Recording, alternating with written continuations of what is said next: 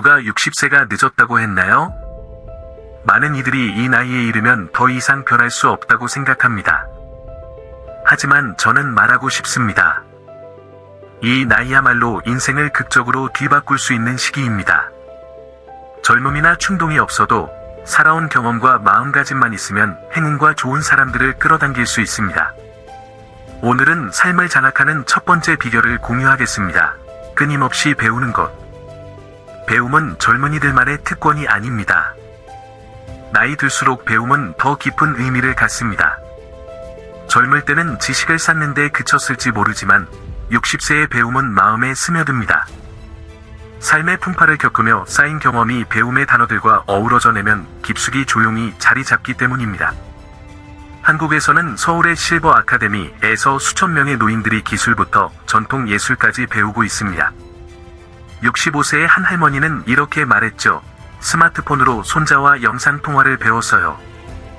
처음엔 어려웠지만 이제는 다시 젊어진 기분이에요. 배움은 지식을 쌓는 게 아니라 삶을 정돈하는 방식입니다. 이제 늙어서 기억력이 나빠졌으니 공부가 무슨 소용이야 라고 말하는 이들이 있습니다. 그건 아까운 생각입니다. 배움은 기억력 경쟁이 아니라 삶을 빛나게 하는 과정입니다. 좋아하는 책 한 권, 새로운 단어 하나, 일상 속 왜 그럴까? 라는 궁금증. 이 모두가 배움입니다. 한국의 박 할아버지, 68세는 한지 공예를 배우며 이렇게 말했어요. 붓을 들 때마다 새 기쁨을 찾아요. 다시 사는 기분이에요. 배움은 나는 아직 성장할 여지가 있다고 믿는 행동입니다. 끊임없이 배우는 사람은 눈빛이 다릅니다. 말에 깊이가 있고 듣는 자세가 진지합니다. 어려운 일은 필요 없습니다. 좋아하는 책을 읽거나 생소한 단어를 찾아보거나 일상 속 궁금증을 품어보세요. 한국에서는 지역 문화센터에서 김치 만들기나 장구 수업 같은 무료 강좌가 많습니다. 이런 작은 배움이 마음을 날카롭게 유지합니다.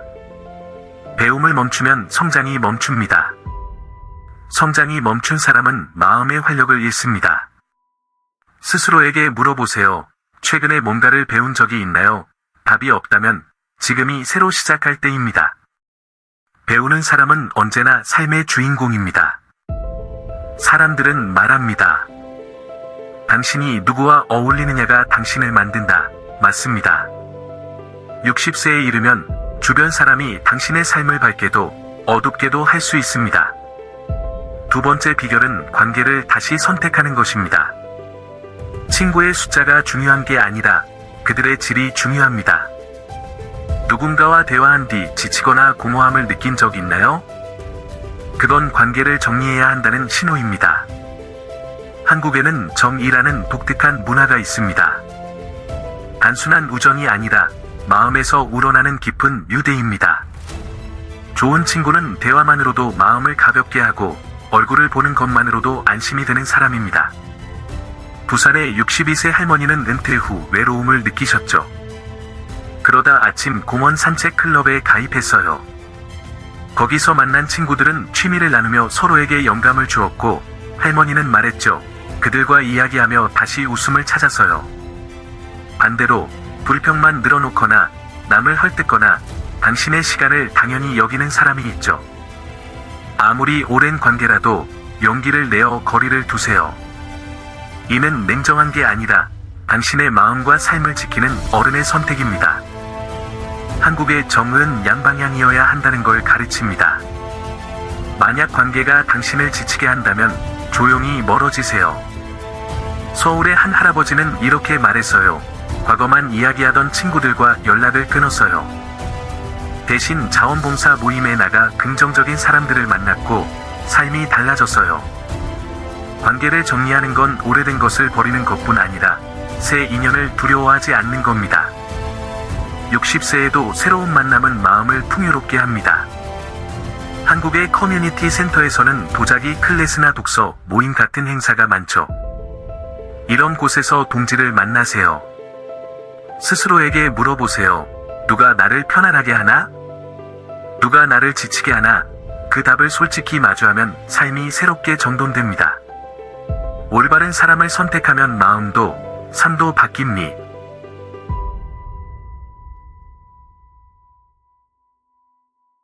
도전이란 단어는 거창하게 들릴 수 있습니다. 높은 산을 오르거나 큰 사업을 시작하는 것처럼요. 하지만 60세 이후의 도전은 작고 조용한 것들입니다. 세 번째 비결은 작은 도전을 잊지 않는 것입니다. 나이 들면 이제 늦었어라며 스스로를 가둡니다. 체력이 떨어지고 의지가 약해졌다고 핑계대죠. 하지만 진짜 위험은 도전을 멈추는 겁니다. 새로운 것에 마음을 열고 한 발짝 내딛는 자세가 당신을 젊게 유지합니다. 큰일이 필요 없습니다. 5분 일찍 일어나기, 낯선 식당에 들어가기, 익숙한 요리에 새 양념을 시도하기. 한국에서는 노인들의 기술 학습 열풍이 불고 있습니다. 2023년 과학기술부 통계에 따르면 60세 이상의 40%가 스마트폰과 소셜미디어 무료 강좌에 참여했죠. 인천의 65세 할아버지는 이렇게 말했어요. 스마트폰을 두려워했지만 강의를 듣고 요리 레시피 영상을 찍기 시작했어요. 이제 손자와 더 쉽게 연결되죠. 이런 작은 도전이 쌓여 삶에 활력을 줍니다. 제 친구 중에는 이 나이에 한국 전통춤 강강술래를 배운 분이 있어요. 처음엔 어설펐지만 점차 즐거움을 찾았고 몸도 유연해졌죠. 도전은 작은 진전의 기쁨을 느끼게 합니다. 아무것도 안 하면 마음이 둔해집니다. 하지만 새 것을 시도하면 정신이 번쩍 들죠. 서울대 연구에 따르면 매일 작은 도전을 하는 사람은 우울증 위험이 30% 줄어든다고 해요. 한국의 커뮤니티 센터에서는 노인들을 위한 디지털 기술 강좌가 많아 사회적 고립을 줄이는 데 도움을 줍니다. 도전을 이어가는 사람은 주변의 응원을 받습니다. 앞으로 나아가는 사람의 등 뒤에는 응원이 따라오죠. 60세는 아직 갈 길이 멉니다. 아직 웃을 수 있고 바뀔 수 있습니다. 오늘은 어제와 다른 풍경을 보세요.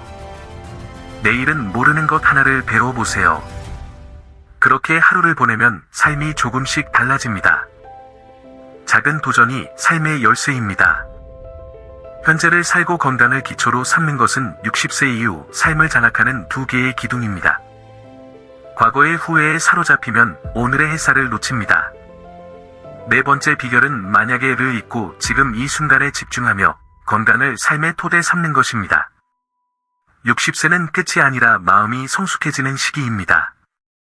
지금을 충실히 살아야 합니다. 과거는 당신을 정의하지 않습니다. 실패와 실수는 오늘의 당신을 만들었죠. 스스로에게 물어보세요. 지금 내가 원하는 건 뭘까? 한국의 이 할아버지, 63세는 젊을 때 시인을 꿈꿨지만 이루지 못했어요. 후회 대신 매일 카카오톡에 시를 올리기 시작했고 친구들의 사랑을 받았죠. 현재를 사는 건 지금 당신을 행복하게 하는 일을 선택하는 겁니다. 한국의 한 철학은 모든 슬픔은 지나가고 현재를 소중히 하면 행복이 온다고 가르칩니다. 건강은 삶의 바탕입니다. 마라톤을 뛸 필요는 없어요. 몸을 세심히 돌보세요. 제주에서는 노인들이 아침에 한라산 공원에서 산책하며 맑은 공기를 마십니다.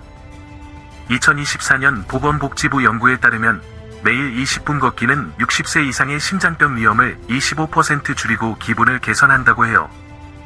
한국의 발효식품 문화, 특히 김치는 소화에 좋아요.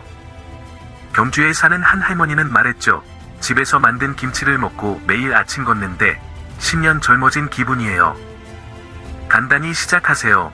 깊게 호흡하고 따뜻한 물을 마시고 햇살 아래 산책하세요. 건강은 몸뿐 아니라 마음의 평온입니다. 자신을 돌보는 건 나는 잘 살고 싶다는 선언입니다. 60세는 진짜 자신과 마주할 기회입니다. 가볍고 강인하게 살아가세요.